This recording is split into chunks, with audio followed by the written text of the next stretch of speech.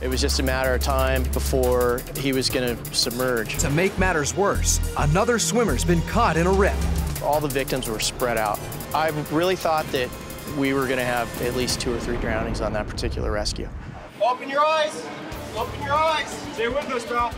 By the time I got there, he was semi-conscious, and he was breathing, but he was on his way out. 11 guard at Tower 13 is signaling code 3, waterline. We just heard a code 3 call at Tower 13, which means the guard 11 needs help immediately. Hey, you all right, buddy? You there?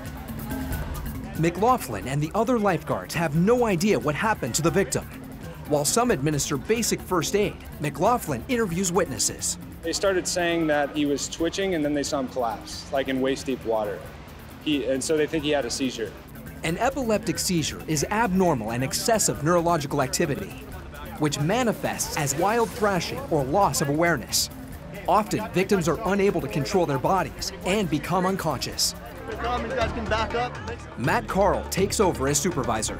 Is he pulled out of the water? He had a seizure on the wave, and then they pulled me over and I was pulling him in. Okay. Having a seizure in the water is definitely life-threatening. You lose control of your airway, so if you go underwater, you're going to aspirate salt water.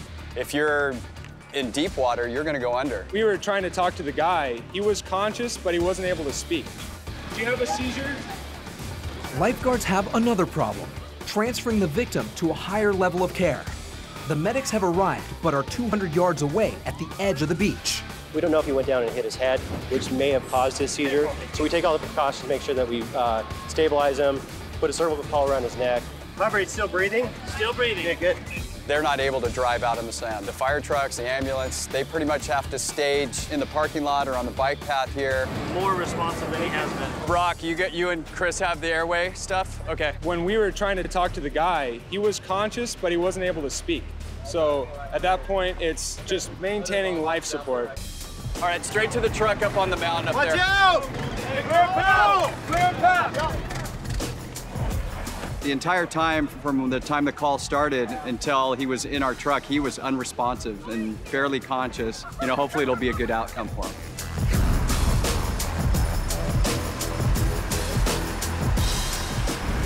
The water was too cold, so me and Matt decided to start digging a hole. For 3 hours, the boys continued to dig.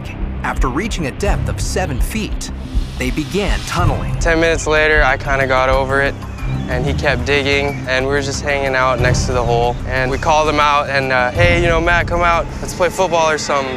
And we looked down, and the tunnel was caved in. So we jumped down, and we heard screaming. The tunnel caved in around Matt, and the hole filled. Within seconds, he was trapped in a 10,000-pound sand avalanche. My brother and my cousin's boyfriend jumped down and started digging while I rushed and sprinted to the lifeguard tower asking for shovels and help. The Newport lifeguard at Tower 52 sent out the Mayday call, Code 3. When Matt's cousin told me that he was stuck in the sand, my training kind of took over. So I knew to call it in right away and then just run down and start digging, enlist people around to start helping out and dig until we could get more resources on the scene. Newport Battalion 6 and responding units. Calling party advised a teenager was digging a 6-foot trench in the sand. They're trying to dig him out at this time. Captain Brian O'Rourke was on a Newport Beach lifeguard boat when the call came in. I heard that there's a possible sand collapse, somebody buried in the sand. So I jumped off the boat and swam in. I got right into the hole, and Matt's family members, they were screaming and they're going right about there. And we just started digging, trying to just get some sand. Hopefully we could find them within seconds. Lifeguards and the rest of the fire department worked as a team to take control of the operation, while Matt's cousins watched helplessly from the sidelines. It just didn't seem like they were digging deep enough and time was running out. Units from all over the city responded in massive numbers. 62's on scene. We have multiple people digging in the sand. Trapped without oxygen, the clock begins ticking on Matt Mina. Matt has between 4 and 6 minutes before the risk of serious brain damage. The day that Matt was buried under the sand, I was what they call the incident commander, or the IC, in charge of the overall operation. So my job is essentially to show up and try and make some organization to the chaos that's already happening. At this time, we'll need additional manpower to assist with digging. Word of the collapse spreads, sending the beach into a panic. And police are called for crowd control, while more search and rescue teams respond to the beach. Lifeguard Alex Skur arrives 12 minutes after the initial call. When we arrived at the incident, there was quite a few people in a big circle surrounding the event. Listen up! Get behind the emergency vehicle! Now! Went and reported to the incident commander, and he told me to go find Captain O'Rourke and start digging. Removing the sand posed an immense problem to the rescue effort. With every handful they scooped out, another slid back in. They had to dig outward before they continued downward. 15 minutes in, and Matt was still 4 feet underground. Based on that, I had to start formulating a plan of what we were going to do and how many resources we were going to need to take care of that. I put one of the captains in charge of just the diggers inside of the hole. I'm gonna ask everybody to take 5 steps back. And I had another captain in charge of the perimeter. Rescue workers teamed with bystanders to create concentric circles of diggers around the point last seen. But even with all the manpower and organization, progress was painfully slow. After the first 20 minutes when the fire department was digging, I couldn't comprehend it, but I thought he was for sure dead. Hey, you guys gotta jump back to where the sand's wet. A lot of chaos going on, a lot of people panicking, and then we had more resources come in. We just kept digging and digging, but it was frustrating because every time we made a lot of progress digging the hole, it just kept caving in around us. In the back of your mind, it didn't seem like there was gonna be a good outcome in this situation. Keeping the sand out of the hole proved to be a massive undertaking. Rescuers were forced to widen the opening by 20 feet across, or risk a chance of a second collapse. This extra step took time, something Matt did not have. In our business, we have what we call an incident clock, and our dispatch center will tell us when we've been on scene for 15 minutes. So in this case, and that starts triggering more alarms in our head. Everybody knows that the human brain can only sustain about 4 to 6 minutes without oxygen. It had been 20 minutes since the sand collapsed on Matt. The crowd of spectators continued to grow. And I was starting to become very concerned that this operation was going on for so long that Matt wasn't alive down there. And then I have to start then taking a look at what we're going to do with all these people that are on the beach, all these rescuers that are in the hole, the news helicopters above us. It was just this humongous operation with hundreds of people watching. And if we pull this teenager out that isn't alive, now there's the psychological trauma of everybody else that happens to be at the beach that day. 25 minutes in, people began preparing for the worst, but lifeguards in the hole continued their frantic digging. I was exhausted digging sand that weighs, it was so heavy digging out, but it was also like an adrenaline that you don't feel every day. None of us, nobody on that beach was, giving up until we found them. These firefighters and these lifeguards and even the citizens, I couldn't have pulled them out of that hole with a taser gun. They were in there and they were going to stay in there. For over 30 minutes, rescuers worked at a feverish pace before seeing any sign of Matt. I remember pretty vividly right when I saw his head and the paleness of his face that I didn't think he was alive.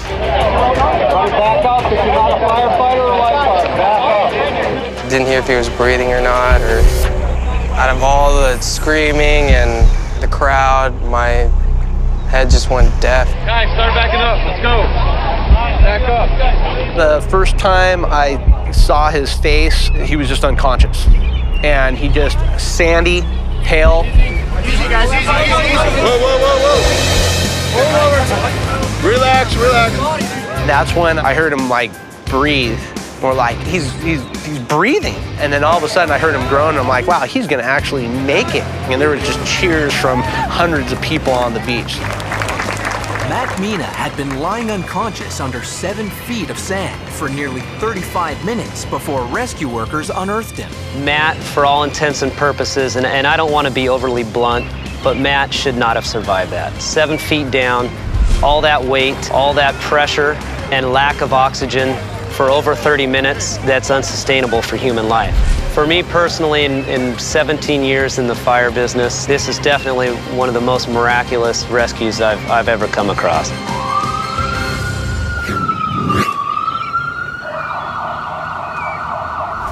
Rescue boat personnel are deployed in teams of 2. The operator is responsible for getting the boat quickly and safely on scene. He must get as close to danger as possible without putting the vessel in jeopardy. The deckhand goes into the water to help victims back to the boat. He must be a strong swimmer and an even better decision maker. It doesn't take long for the rip currents to strike. Dispatch to 32 swimmers outside Tower 3 right. Boat operator Ryan Gates heads to the scene. Driving a 30-foot rescue boat inside the surf line is definitely risky. We're constantly looking over our shoulders at the waves that are breaking towards our bow. But if we're broadside or turned a little bit and we take a decent-sized wave, there's probably going to be a lot of damage. I don't ever want to think of that boat rolling.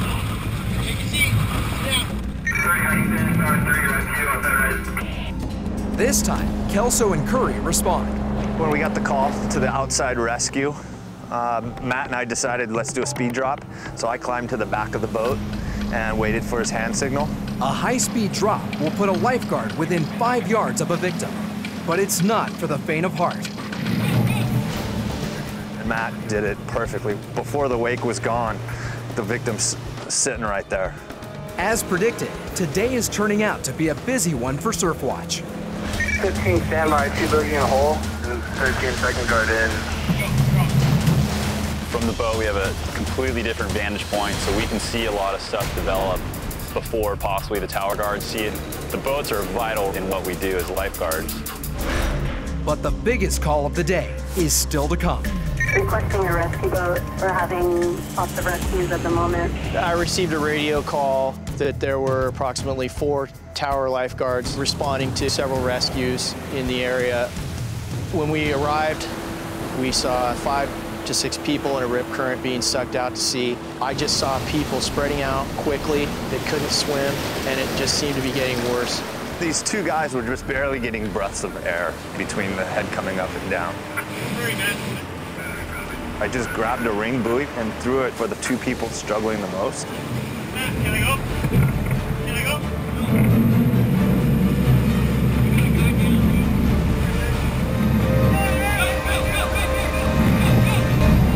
They're basically drowning, and when they're drowning, they'll grab whatever is in their hands. And this guy just decides to grab on me and use me as his buoy.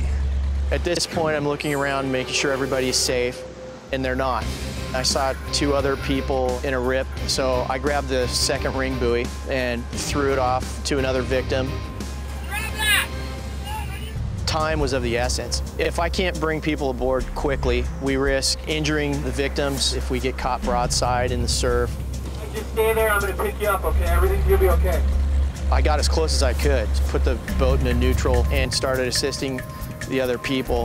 Hey, right here, hey!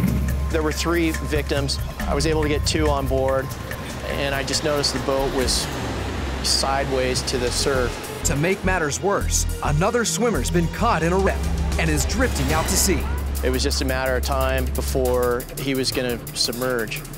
All the victims were spread out, and there was only 1 deckhand and 1 boat operator. I really thought that we were going to have at least 2 or 3 drownings on that particular rescue. Length 30, requesting tower guard assistance outside 3. Tower guards from the beach are trained to get in the water and assist the boat if needed. Lifeguard Michael Fales is the first tower guard in the water. I responded to help back up the boat, and by the time I got out there, there's another group of little kids getting pulled out. So rescue can develop and become larger as the rips become stronger. With Lifeguard Fales in the water, the crew works to corral the victims.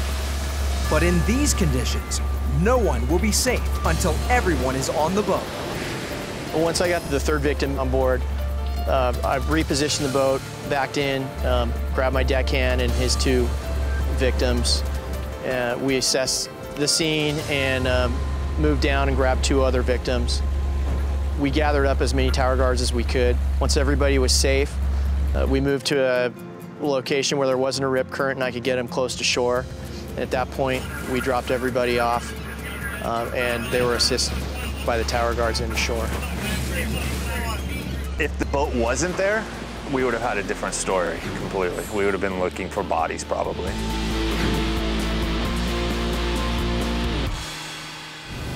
Dive partners Mitchell Fromang and Steve Blumenthal were just finishing their first dive when they noticed a fellow diver in distress. My dive partner and me were first in the water, and we were first back on the boat. And then we heard somebody on the side of the boat calling. And immediately I heard somebody indicating they needed help. They needed help now. He was obviously having problems. An unconscious diver is a serious call. From en route off of main time. 41 Sand, jump on a boat and head out there. I'm coming from the bay. I'm out in one of our big fire boats, which can do almost anything and has all the rescue gear. 3 minutes into the call, lifeguards have a PWC, Rescue 6, and Troy Keach's well-equipped fire rescue boat, all heading to the scene. Meanwhile, back on the Marissa, The dive master and the skipper got her gear off, got her wetsuit pulled down. He couldn't find pulse. And we proceeded to do CPR. Had to roll her on her side several times to clear. Lifeguards were out there within minutes. Charlie takes over the rescue. His paramedic training will be put to the test. He's inherited a pulseless victim in cardiac arrest. 1.5 miles by boat from the nearest ambulance. This rescue will not be easy. Approximately 4 minutes into the cardiac arrest, the rescue boat pulled up. Our next step was to get the patient transferred to Rescue 6 so we could get her en route back to the ambulance and paramedics. Rescue 6 heads Code 3 back to headquarters. This is my first time ever doing CPR on a boat. We have the wakes, and we have the swells, and we have the wind. Trying to maintain your position while you're trying to do effective CPR is very, very challenging. Charlie Knight continues CPR on the victim. She still has no pulse. He's in rough seas and time is against him. Back at lifeguard headquarters, San Diego paramedics are on scene minutes before Rescue 6 arrives with the patient. The journey from the Yukon to lifeguard headquarters has taken 5 minutes. Lifeguard Knight continues to administer CPR as Sergeant John Vipon quickly docks the boat for the turnover to awaiting paramedics. Cardiac arrest, approximately 10 minutes. CPR was started right away, and we shocked one time.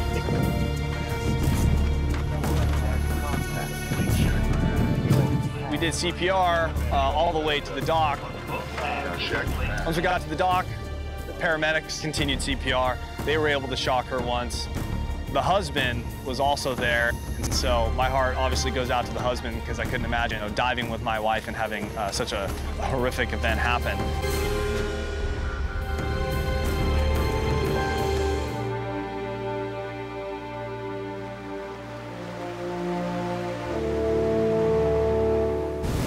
As swimmers scramble out of the water, Sergeant Mike Cranston deploys a helicopter to locate the shark. The shark has been sighted. Shark has been sighted in the immediate area. For your safety, we ask that you exit the water. In 2012, a total of 34 shark attacks are recorded in America, and La Jolla lifeguards are racing to keep their beach off the list. As the 14-foot shark prowls the water, lifeguards rush to evacuate 2 miles of surf line. They clear all beaches from La Jolla shores to Black's Beach. Please dedicate a surf boat to patrol the shores area. With several thousand people in the water, lifeguards call for extra support. Jet 1 copies, en route to Black's Beach. We are making warnings on all the kayaks that are currently in the water and pushing them southbound out of the closure. I probably saw literally 30 sharks. There was a lot more life in the water than I'm used to seeing. I mean, as lifeguards right now, we're clearing everyone out of the water. We have our rescue boat, Rescue West, out, making sure if they happen to come across any scuba divers or stand-up paddlers that they need to exit the water. We want to prevent an attack from happening, so that would be the worst nightmare.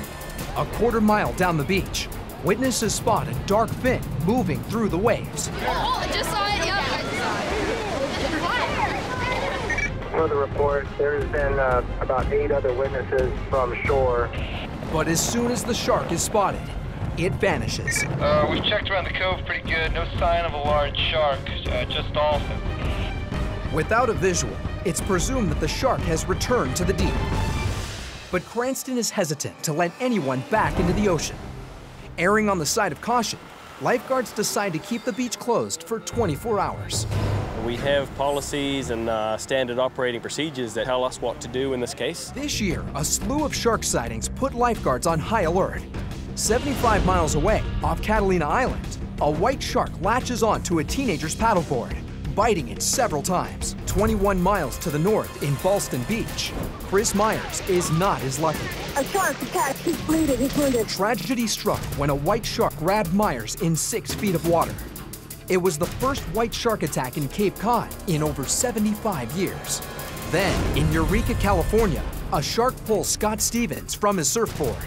And in Santa Barbara County, another surfer is struck by a 16-foot white shark. The wound is fatal. In the history of San Diego, there have only been 3 fatal shark attacks, but none of those attacks occurred with a lifeguard on duty. Very proud of how everyone acted, utilizing the PA systems from the trucks, the towers, the jet ski, the rescue boat. They're more than happy to maintain a presence out there for everyone's safety.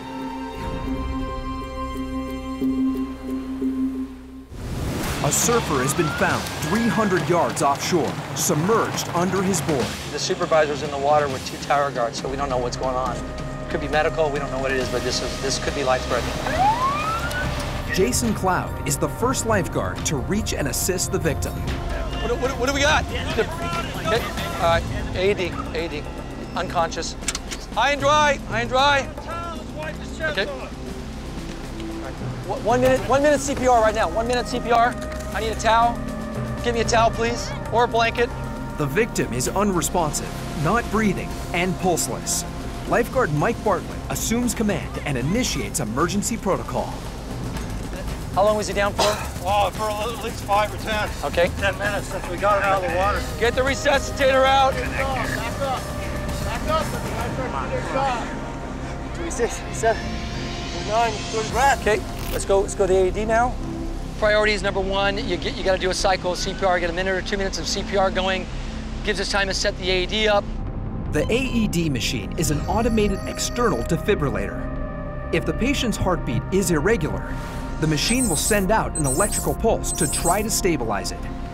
If there is no heartbeat, they must continue with CPR until one has registered. Don't touch the patient, move away. Set up the resuscitator, grab the bag valve mask out. Get the AED up, got analysis on that. No shock was advised, which means there was no cardiac rhythm detected by the AED machine. Continue CPR. Continue CPR.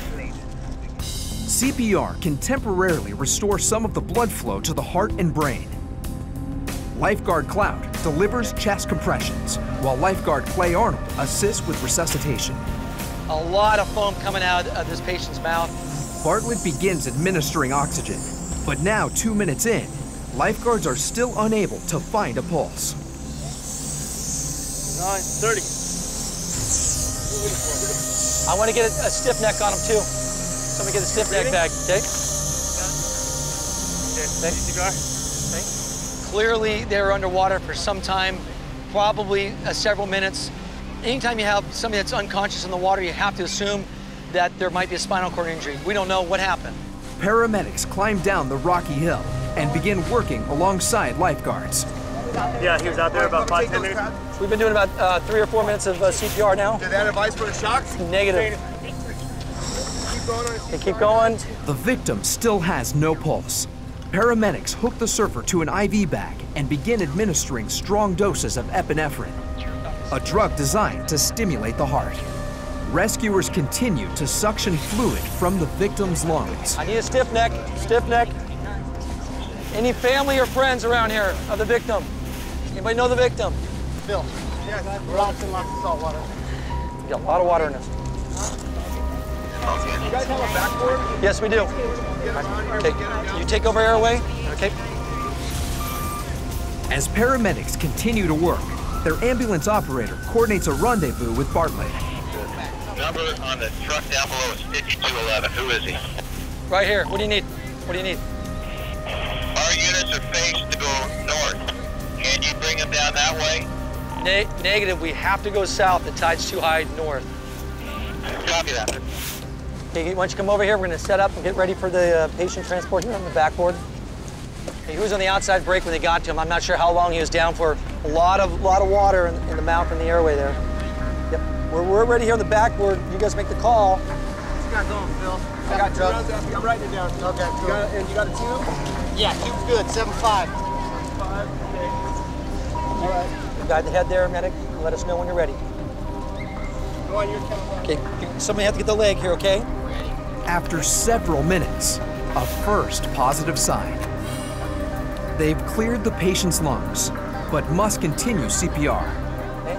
You got the backboard. Your call on 3. Stop compressions. You roll. On. Continue CPR there. Jason, I'm going to drive.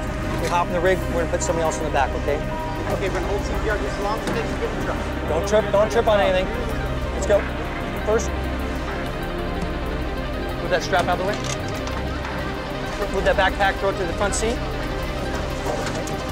Move that fin, move the fin. Okay, somebody start CPR. You make the call when you want me to start moving the truck. We had a very, very challenging rescue to get them on shore and then medical aid on top of that. We're rolling.